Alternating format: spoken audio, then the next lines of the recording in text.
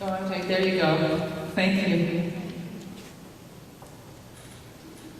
Go right ahead. Who am I supposed to be speaking to, you? Or Yes. just people? Well, no, my name's Mary McCormick. I'm the facilitator, and as you speak, our court reporter is putting your comments on the record. Okay. Hi folks, my name is Ron Wakai. I am a business person, property owner of East Los Angeles. My family's been in East Los Angeles for 3 generations since the 1920s. My father was born on Mendick Avenue, where I currently own a shopping center, 131 South Mendick to 255 South Mendick. I've spent a better part of my adult life since the mid-90s designing and building that shopping center, which I now own and manage with my brother, Brad. I want to make a couple comments. One is on the deceptive advertising of the MTA. When this 710 North expansion project happened, at no time in any of their literature, when they invited anybody to the meetings, it was always the 710 North expansion project. They never mentioned the light rail component, they never mentioned the bus component. Nothing was ever said about any of those options. So many people did not go to the meetings because they didn't realize that a 710 North freeway project would actually impact the streets of East LA through a light rail or bus system. So that was deceptive. Because there was no mention of anything in their advertising or even at their meetings until later on. Secondly, when the LRT option was introduced, by the way, I mentioned this at prior hearings, but I'll put it on the record.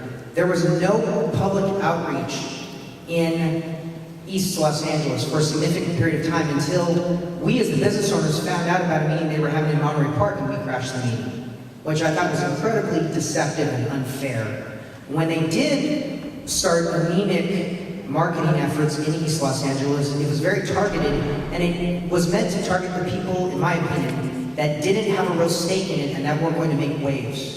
They talked to the people, the groups that were isolated, that they could control, but they did not want to have wide-scale, I shouldn't imply intent.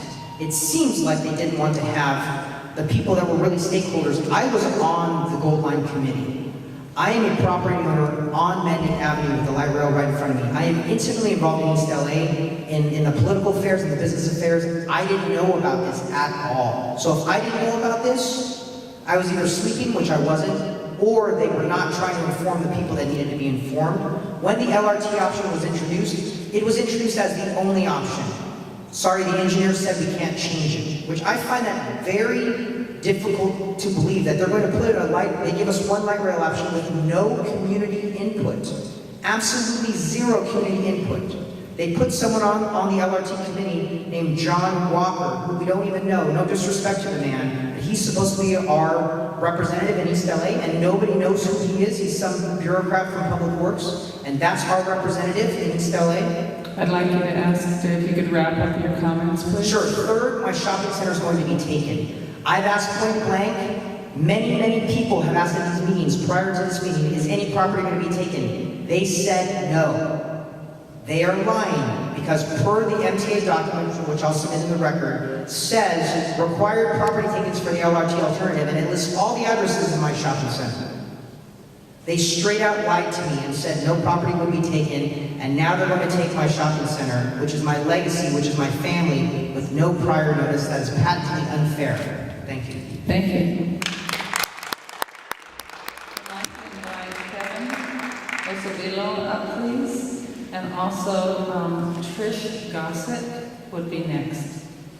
Thank you. Is this Kevin? Yes. Thank Kevin. Hi. Good afternoon. My name is Kevin Osobilo, the planning deputy here on behalf of the City of Los Angeles, 14th District, Councilmember Huizar. While Councilmember Huizar is pleased that the options presented in the draft DEIR no longer consider a surface freeway option, which is consistent with the City of Los Angeles 2012 resolution, he is vehemently opposed to any tunnel option whatsoever, and certainly doesn't see anything in this draft DEIR that would make him think otherwise. Our office opposes it. The plan for an underground freeway is based on antiquated transportation logic. Today, we are faced with different and much more challenging energy, climate, and quality of life realities in numerous cities and neighborhoods, and the freeway option falls way short of meeting those challenges. While we think much is lacking from this EIR, including a very critical cost-benefit analysis, our office will comment on it in more detail at a later date. Today is about letting the affected communities and residents have their say.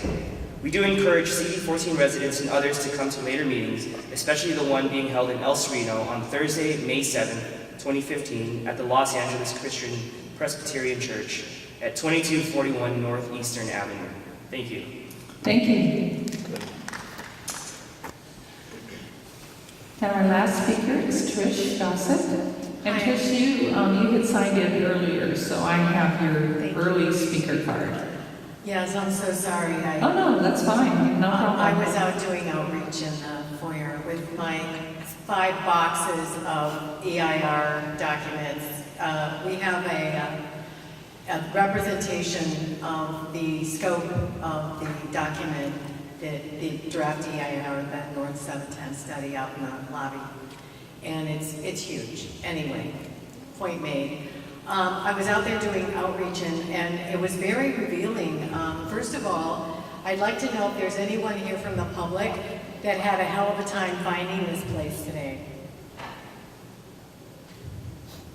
Because I'll tell you something, I can't help but wonder if choosing East LA College was not designed. It wasn't designed to be very confusing and obfuscating.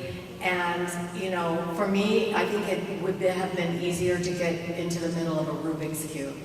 The signs were misleading. I believe they should say, in a campus this large, they should actually tell what the public meeting is about. Because it's not like you're at a high school public meeting, you know, where the campus is quite small. This is a fairly sized campus, and it would have been nice to have better directions that pointed you in the right direction.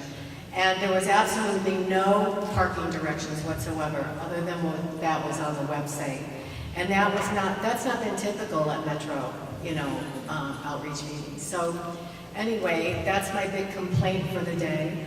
I'm happy to report that I was able to do some damage control on some of the public members out there that were looking at the tunnel alternative as being the viable alternative that should be chosen, based upon the information that they were given at the desk out there, that there would be no tolls in the dual bore tunnel.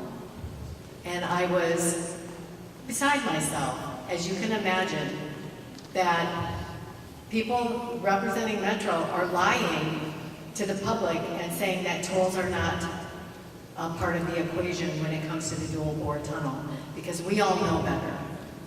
May I ask you to wrap up your comments, please? I think that's about it, but thank you. Thank you. Okay, thank you.